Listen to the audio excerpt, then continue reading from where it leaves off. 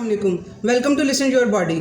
Thyroid gland जो कि हमारी इस जगह पे पाया जाता है, जब उसकी फंक्शनिंग डिस्टर्ब हो जाती है तो वो थायराइड हार्मोन T4 या तो ज़्यादा प्रोड्यूस करने लगता है या फिर वो कम प्रोड्यूस करता है। जब ज़्यादा प्रोड्यूस करता है तो उसे कहते हैं हाइपर थायराइड हो गया है। जब वो कम प्रोड्यूस कर रहा होता है उसे कहते हैं कि वो हाइपोथायराइड हो गया है। और ये थायराइड हार्मोन्स क्या हमारा कंट्रोल करते हैं?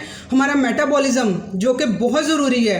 हमारी हर सेहत का लिंक हमारे मेटाबॉलिज्म से है। हमारे वेट गेन, वेट लॉस, इन सब चीज़ों का जो सा लिंक है हमारे मेटाबॉलिज्म से है। और वो डिपेंड कर रहा होता है थायराइड हार्मोन पे। थायराइड हार्मोन इसलिए इतना इम्पोर्टेंट है उसका ठीक प्रोड्यूस होना। अब जब ज़्यादा वो प्रोड्यूस करेगा उसकी सिम्टम्स क्या होंगी? हाइपरथायराइडिज्म की मैंने बताई हुई हैं कि वहाँ पे आप लोगों को दिल की धड़कन तेज़ होगी, गर्मी लगेगी, वेट ज़्यादा खा कर भी वेट लूज़ होगा, आपको डायरिया टाइप रहेगा, पेट ख़राब होगा, मतली की तरह आप लोगों का फीलिंग रहेगी हर टाइम पे।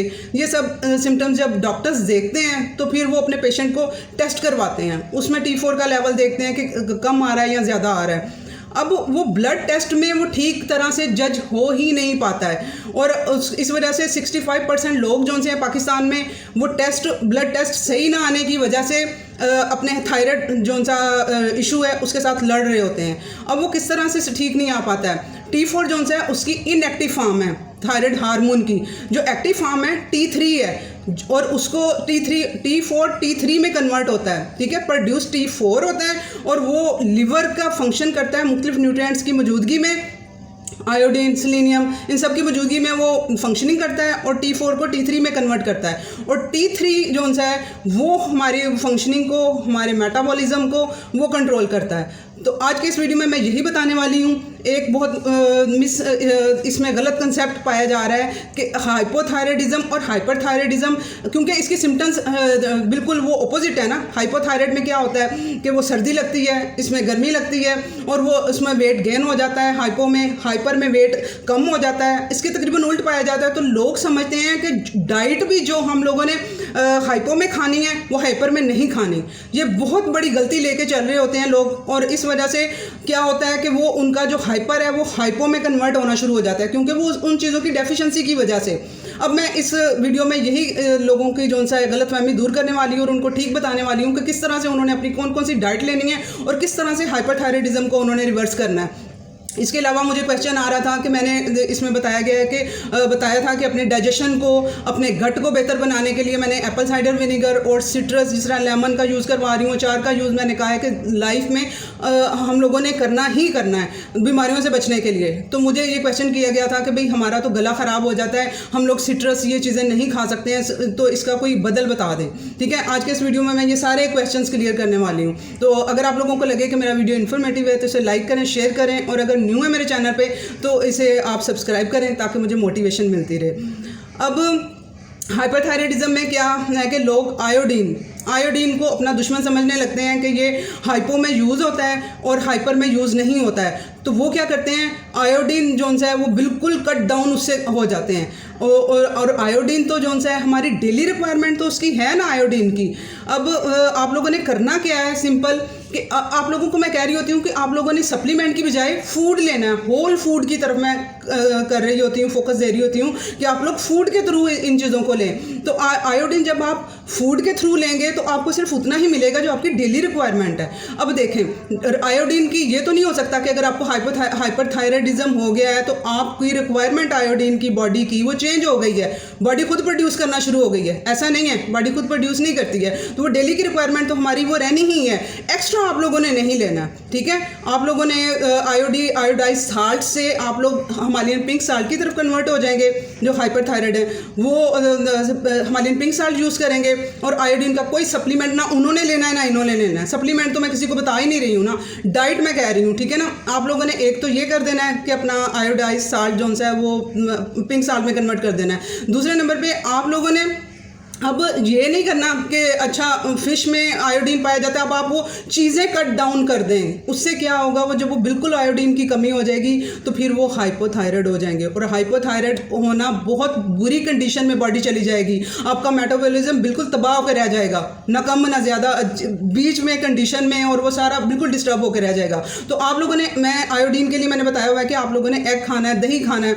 अब एग में देखें गुड फैट भी मिल रहा है, प्रोटीन भी मिल रहे हैं, और साथ में आपको आयोडीन भी मिल रहा है, और जो डेली रिक्वायरमेंट आपकी पूरी करेगा वो कहीं बॉडी में स्टोर नहीं होता है। एक्सेस हो जाए तो पानी के थ्रू वो यूरिन के थ्रू निकल जाएगा जब आप पानी पिएंगे, ठीक है। आप लोगों ने एक डाइट के थ्रू वो लेना है, और आप लोगों ने एक तो वो बता दिया मैंने कि पिंक साल्ट पे करना है, आपने कन्वर्ट होना है, और दूसरे नंबर पे आप लोगों ने साल्टी चीज़ें नहीं लेनी, चिप्स वगैरह, डीप फ्राई और ये बर्गर, पिज़्ज़ा, इनमें साल्ट पाया जाता है ज़्यादा, ठीक है ना। आप लोगों ने इन चीज़ों से कट डाउन होना है। डीप फ्राई जो करके चिकन, डीप फ्राई करके वो पोटैटोज़, इन चीज़ों को आप लोगों ने कट डाउन करना है, तो इन चीज़ों को आप लोगों ने कट डाउन करना है बिल्कुल। ये आप लोगों ने चीज़ें 6 महीने के लिए बिल्कुल छोड़ देनी है ये चीज़ें। और आप लोगों ने वो जो एग है, वो दही भी लेना है, एग भी लेना है। उसके बाद जो सेलेनियम है वो दोनों ने लेना है, वो हाइपर ने भी लेना है, हाइपो ने भी लेना है। दोनों, सेलेनियम जो है थायराइड ग्लैंड के फंक्शनिंग को वो एक्टिव करता है, और वो दोनों फॉर्म में, कि वो उसकी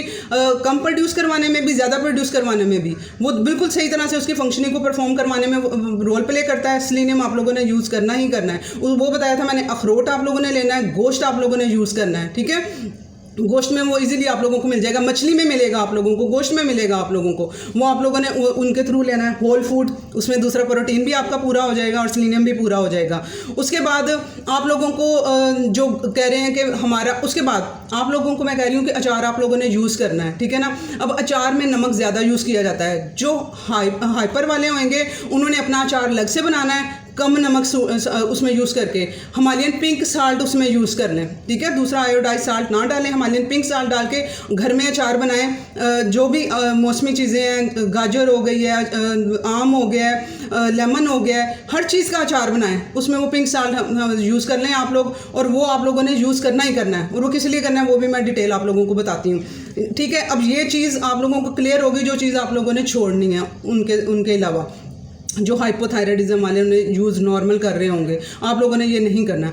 उसके बाद पहले वो क्वेश्चन क्लियर कर दूं कि भाई हम लोग सिट्रस चीज़ें नहीं ले सकते। अब इसमें जो से हैं वो आई थिंक जिन्होंने ये मुझसे क्वेश्चन 2 लोगों ने किए हैं वो होंगे वेजिटेरियन, वो लोग गोश्त वगैरह नहीं खाते हैं। इस वजह से उनकी बॉडी बी कम्प्लेक्स जब बॉडी में कम होगा ना, B12, B6, B1 जब ये बॉडी में कम होंगे ना, इम्यूनिटी कम होती है, तो फिर वो थोड़ा सा भी खट्टी चीज़ खाएँ वो बर्दाश्त नहीं कर पाते हैं, और गला ख़राब हो जाता है। गला जब ख़राब होता है, बुखार आ जाता है साथ ही, वो फिर सारी इम्यूनिटी लो, और इंसान वो बहुत खुद को बीमार, एक तो पहले ही थायराइडिज्म की वजह से, ये ग्लैंड थायराइड इशू की वजह से वो बीमार हुआ होता है, ऊपर से ये गला ख़राब, बुखार, वो मज़ीद ही फिर वो इंसान गिरता चला जाता है। तो आप लोगों ने अब क्या करना है, जो लोग नहीं ये यूज़ करते हैं गोश्त वगैरह, तो आप लोग प्लीज़ गोश्त की तरफ स्विच करें। आप लोगों के लिए ये ज़रूरी है, अदरवाइज़ आप लोग जब ज़्यादा बीमार होंगे, अल्लाह ना करे, तो डॉक्टर्स ने क्या कहना है, आप लोग सप्लीमेंट्स ले लें। सप्लीमेंट्स में भी तो यही चीज़ें यूज़ हुई हैं, और वो उनके बल्कि नुकसान हैं, उनके साइड इफ़ेक्ट हैं सप्लीमेंट्स के। ये खाएंगे, होल फूड आएगी, इसमें दूसरी चीज़ें भी साथ में मिल जाएंगी। आप लोग अंडे से स्टार्ट करें, ठीक है। गोश्त की तरफ आहिस्ता आहिस्ता आप लोग आएँ, पहले अंडे से स्टार्ट करें, प्रोटीन आप लेना स्टार्ट करें, अंडे से आपकी इम्यूनिटी बढ़ेगी। उसके बाद आप लोग यखनी पे आ जाएँ, वो उसकी यखनी गोश्त की अच्छी तरह से निकाल के, मटन बीफ हड्डी वाला लेके उसकी अच्छी तरह से यखनी निकाल के आप लोग वो अपनी वेजिटेबल्स में यूज़ डाल लें। वो यखनी आप लोगों को फील भी नहीं होगा खाते हुए कि हम लोग वो इस तरह से यूज़ कर रहे हैं, और आपके वो बी कम्प्लेक्सेस पूरे हो जाएंगे, और यकीन माने आप लोगों का गला ख़राब नहीं होगा। इस चीज़ की मैं गारंटी देती हूँ। आप लोग अपनी डाइट को मेरे कहने के मुताबिक लेके आएँ, आप लोगों के गले ख़राब नहीं होंगे। और ये ज़रूरी है एप्पल साइडर विनेगर, क्योंकि थायराइड हाइपर दोनों का लिंक जो है आपके डाइजेशन से है। स्टमक आपका नहीं सही है आपका, और आपका लिवर, देखें अब लिवर का कितना इंपॉर्टेंट फंक्शन है कि वो थायराइड हार्मोन को एक्टिव फॉर्म में लेके ही लिवर आता है, और लिवर की फंक्शनिंग जब सही नहीं होगी तो उसने क्या उसको कन्वर्ट करना है, और फिर वो बीमारी ही आप लोगों को थायराइड की होनी है ना। तो लिवर को अब डाइजेशन, लिवर किस वजह से सही तरह से काम नहीं कर पाता है, उसको स्टमक साहब अपना काम दे देते हैं। जब आपका स्टमक डिस्टर्ब है, सही तरह से डाइजेस्ट नहीं कर पा रहा है खाने को,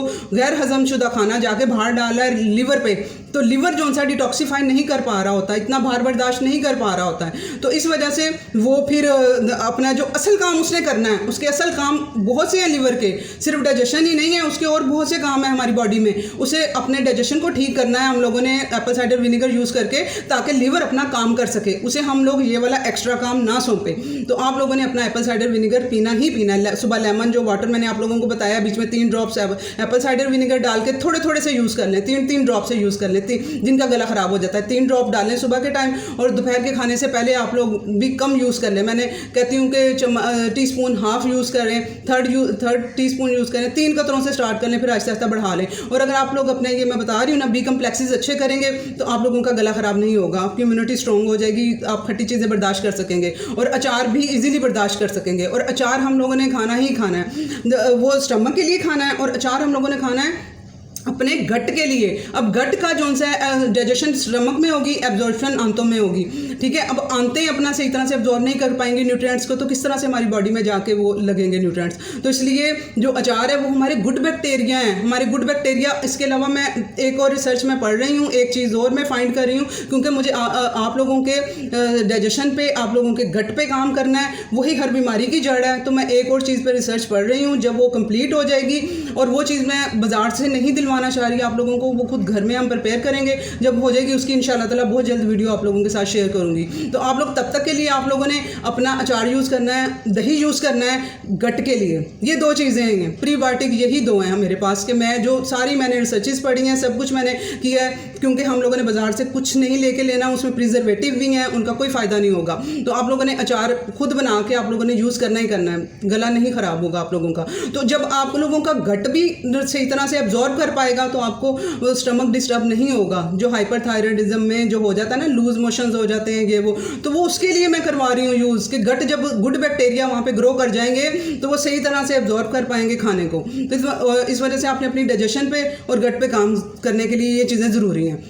उसके बाद आ जाए विटामिन डी पे, ठीक है ना। विटामिन डी डेफिशिएंसी बी जो सी है वो लीवर को जाके अफेक्ट करती है। विटामिन डी बहुत ज़रूरी है, और ये हमारा डाइट के थ्रू पूरा नहीं होता है। अगर मैं किसी सप्लीमेंट का कहती हूँ कि आप लोगों ने ये सप्लीमेंट यूज़ करना है, तो वो है विटामिन डी। तो आप लोगों ने विटामिन डी जो से हाइपर हाइपो दोनों ने लेना है, और मंथली बेस पे आप लोगों ने अपनी रिक्वायरमेंट पूरी करनी है। 2 लाख IU मैं बताती हूँ कि आप लोगों ने ये लेना ही लेना है। और जो थायराइड के पेशेंट हैं वो बहुत ज़्यादा डेफिशिएंट होते हैं, उन्होंने आफ्टर 3 वीक, अदरवाइज मैं मंथ में 1 टाइम यूज़ करवाती हूँ, लेकिन जो ये इनमें बहुत ज़्यादा डेफिशिएंट होते हैं, क्योंकि लिवर काम नहीं कर रहा ना, और लिवर के लिए विटामिन डी ज़रूरी है। तो आप लोगों ने आफ्टर 3 वीक 2 लाख IU कोई भी सप्लीमेंट आप अच्छी कंपनी का देख लें, वो आप लोगों ने यूज़ करना ही करना है। और जिस दिन आपने विटामिन डी लेना है, आपने गुड फैट लिए हो उसको डाइजेस्ट कराने के लिए, फिर वही बात आ जाएगी कि सुबह आप लोगों ने अपना lemon water, Apple cider vinegar थोड़ा लिया होगा, तो वो जल्दी से डाइजेस्ट भी आसानी से कर पाएंगे आप लोग उसको। और गुड फैट उसको अब्जॉर्ब, ये विटामिन डी फैट सॉल्युबल है, गुड फैट लिए होंगे, कोकोनट ऑयल में अंडा पका के खाया होगा, तो ये अब्जॉर्ब हो पाएगा बॉडी में। सनशाइन भी लेनी है आप लोगों ने, ठीक है ना। उस पर मैंने वीडियो भी किया है कि किस तरह से आप लोगों ने सनशाइन लेनी है। जिस दिन आप विटामिन डी यूज़ करेंगे, तब ज़रूर सुबह सूरज जो निकलता है 4:45 बजे के करीब, जो पहली किरणें होती हैं वो बॉडी को लगवानी है। वो ये इनएक्टिव फॉर्म होती है विटामिन डी, जो सप्लीमेंट हम लोग लेते हैं, इसको एक्टिवेट कराने के लिए सूरज की शुआएं हमें लगवाना ज़रूरी है। और ये विटामिन डी लिवर को काम करवाने के लिए ज़रूरी है, लिवर का काम करने ठीक होने के लिए, हाइपर हाइपोथायराइडिज्म दोनों के लिए ज़रूरी है, ठीक है।